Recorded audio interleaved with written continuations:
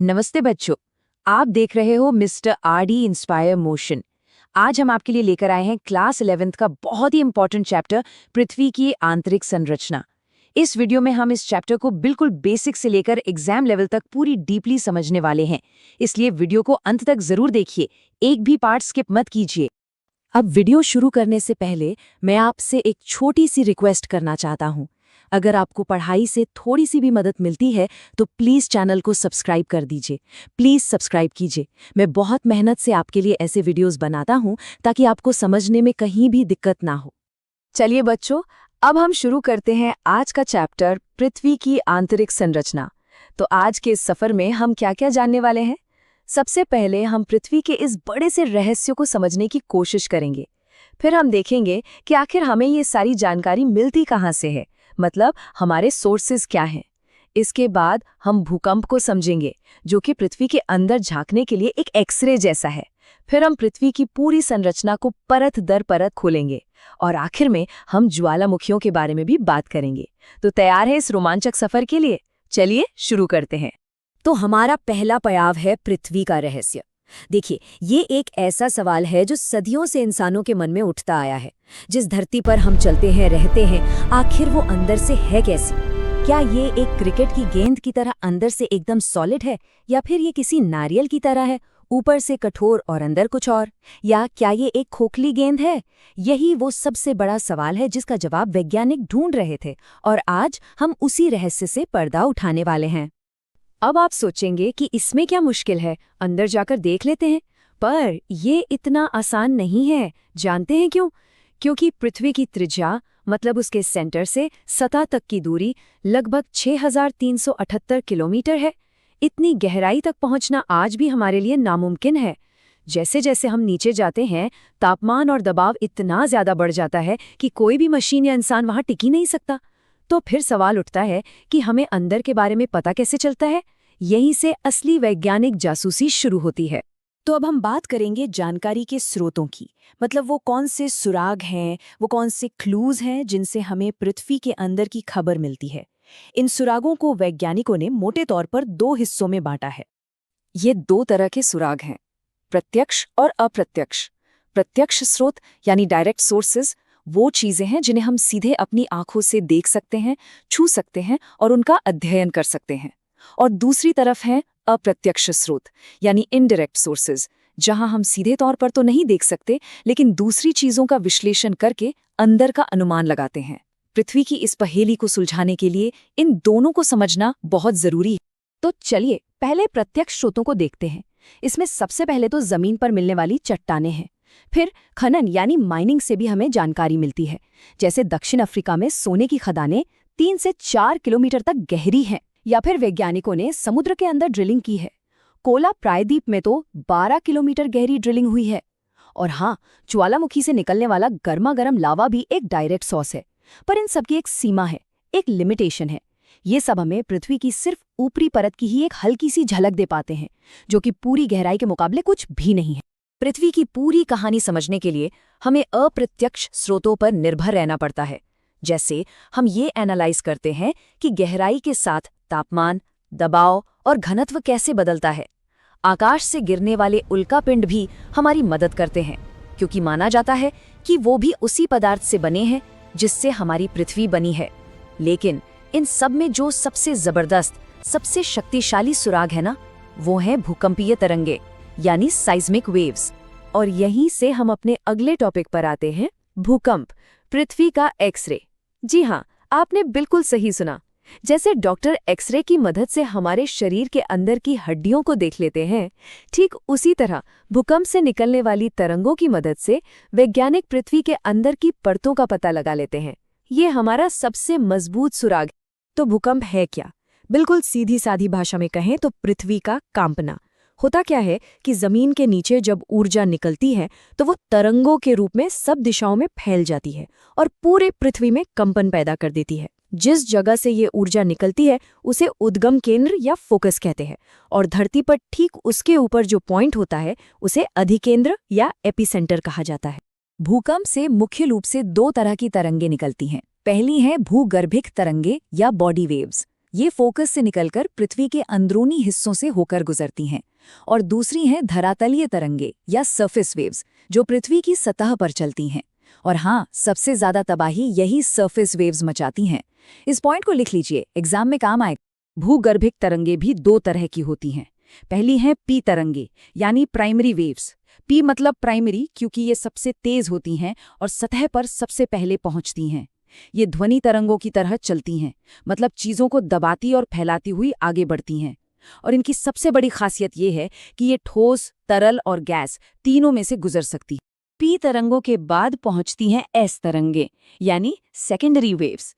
ये तरंगे आगे बढ़ने की दिशा में ऊपर, नीचे या अगल-बगल कंपन करती हैं। लेकिन, और ये है हमारा सबसे महत्वपूर्ण सुराग, इसे बहुत ध्यान से सुनिएगा, एस तरंगे सिर्फ और सिर्फ ठोस पदार्थों से ही गुजर सकती हैं। जैसे ही इनके रास्ते में कोई तरल चीज आती है, ये वहीं गायब हो जाती हैं। यही वो खासियत थी जिसने हमें पृथ्वी का सबसे बड़ा राज बताया। अगर आप यहाँ तक देख रहे हो, मतलब आप एक सीरियस स्टूडेंट हो, लगे रहो। चलिए, इन तीनों तरंगों की फटाफट एक तुलना कर लेते हैं। इस टेबल को देखिए। गति में पी तरंगे सबसे तेज हैं। माध्यम की बात करें तो पी तरंगे तीनों से गुजरती हैं, पर एस तरंगे सिर्फ ठोस से। धरातलीय तरंगे सबसे धीमी है, लेकिन तबाही सबसे ज्यादा मचाती है। आप चाहें तो इसका एक स्क्रीनशॉट ले सकते हैं, ये रिवीजन के लिए बहुत काम आएगा। तो अब आता है इस कहानी का सबसे बड़ा सवाल। अगर एस तरंगे सिर्फ ठोस से गुजर सकती हैं, तो ऐसा क्या है पृथ्वी के अंदर कि वो पृथ्वी के एक छोर से दूसरे छोर तक पहुंच ही नहीं पाती? सोचिए, ऐसा क्या हो सकता है? इसका जवाब हमें इस चित्र से मिला। इसे कहते हैं छाया क्षेत्र या शैडो जोन। वैज्ञानिकों ने ये पाया कि भूकंप के अधिकेंद्र से 105 डिग्री के बाद एस तरंगे रिकॉर्ड ही नहीं होती, वो कहीं गायब हो जाती हैं। जबकि पी तरंगे तो रास्ता बदलकर दूसरी तरफ पहुंच जाती हैं, पर एस तरंगों का एक बहुत बड़ा इलाका है जहां वो पहुंच ही नहीं पाती। ये एस तरंगों का विशाल छाया क्षेत्र ही हमारा सबसे बड़ा सुराग। और इस सुराग से जो राज खुला, उसने सबको हैरान कर दिया। वो राज ये था कि पृथ्वी का बाहरी क्रोड, आउटर कोर, तरल अवस्था में है। जी हाँ, एक पिघला हुआ महासागर है हमारी पृथ्वी के केंद्र के पास। क्योंकि एस तरंगे तरल से नहीं गुजर सकती, इसलिए वो बाहरी क्रोड को पार नहीं कर पाती और उनका एक बहुत बड़ा छाया क्षेत्र बन जाता है। यही वो खोज थी जिसने पृथ्वी की आंतरिक संरचना की तस्वीर हमेशा के लिए बदल दी। तो अब जब हमने भूकंपीय तरंगों की जासूसी से पृथ्वी का सबसे बड़ा राज जान लिया है, तो चलिए अब पृथ्वी की पूरी संरचना को परत दर परत अच्छे से समझते हैं। ये है हमारी पृथ्वी की आंतरिक संरचना का चित्र, बिल्कुल एक प्याज की तरह, जिसमें एक के बाद एक परतें होती हैं। वैसे ही हमारी पृथ्वी भी मुख्य रूप से 3 परतों में बटी हुई है। सबसे ऊपर भूपरपटी, क्रस्ट, बीच में मैंटल और एकदम केंद्र में क्रोड, कोर। आइए इन परतों को थोड़ा और करीब से जानते हैं। सबसे बाहरी और सबसे पतली परत है भूपरपटी या क्रस्ट, जिस पर हम सब रहते हैं। इसके नीचे करीब 2900 किलोमीटर तक फैला हुआ है मैंटल का जो ऊपरी हिस्सा है, जिसे दुर्बलता मंडल या एस्थेनोस्फीयर कहते हैं, वो थोड़ा थोड़ा पिघली हुई अवस्था में है और यही ज्वालामुखी के मैग्मा का मुख्य सोर्स है। क्रस्ट और मैंटल का सबसे ऊपरी ठोस हिस्सा मिलकर स्थलमंडल या लिथोस्फीयर कहलाता है। और फिर सबसे केंद्र में आता है क्रोड। जैसा कि हमने अभी अभी पता लगाया, बाहरी क्रोड तरल है, जबकि बेहिसाब दबाव की वजह से आंतरिक क्रोड ठोस माना जाता है। अब देखिए सब कुछ कैसे एक दूसरे से जुड़ा हुआ है। जब हम ये जान गए कि मैंटल में पिघला हुआ मैग्मा मौजूद है, तो ज्वालामुखी की प्रक्रिया को समझना हमारे लिए बहुत आसान हो जाता है। ज्वालामुखी और कुछ नहीं बल्कि पृथ्वी के अंदर की गर्मी और ऊर्जा का सतह पर बाहर आना है।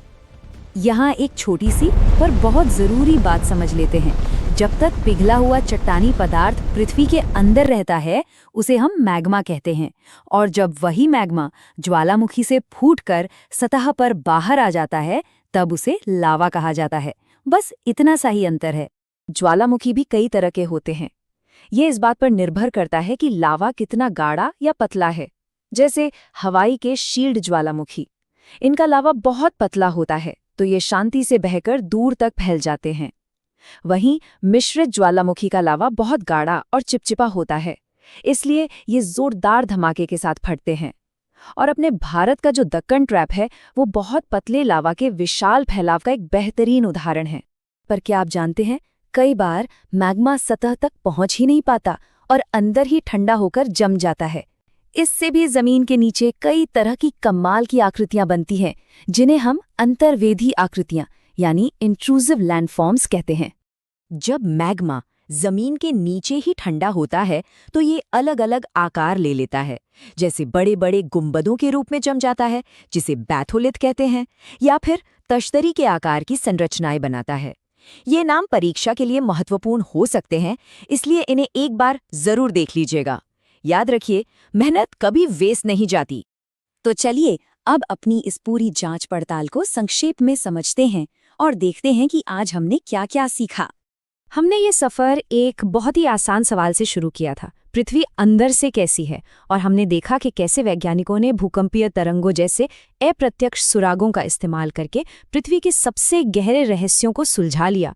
अब हम जानते हैं कि हमारी पृथ्वी परतों में बटी है, क्रस्ट, मैंटल और कोर, और सबसे बड़ी बात, हम ये भी जानते हैं कि इसका बाहरी कोर तरल है। अब अगर आपको ये चैप्टर अच्छे से समझ में आ गया हो और आप इस चैप्टर के नोट्स या पीडीएफ चाहते हो तो कमेंट करना, हाँ कमेंट ज़रूर करना। और बच्चों, इस वीडियो को बनाने में बहुत ज़्यादा मेहनत लगी है। अगर आप सिर्फ एक सब्सक्राइब करके इस चैनल को सपोर्ट कर सकते हो तो प्लीज़ सब्सक्राइब कर दीजिए। वीडियो को लाइक करें, अपने दोस्तों के साथ शेयर करें और कमेंट में लिखिए नेक्स्ट कौन सा चैप्टर चाहिए। आप देख रहे थे मिस्टर आरडी इंस्पायर मोशन। मिलते हैं नेक्स्ट वीडियो में, तब तक पढ़ते रहिए, आगे बढ़ते रहिए।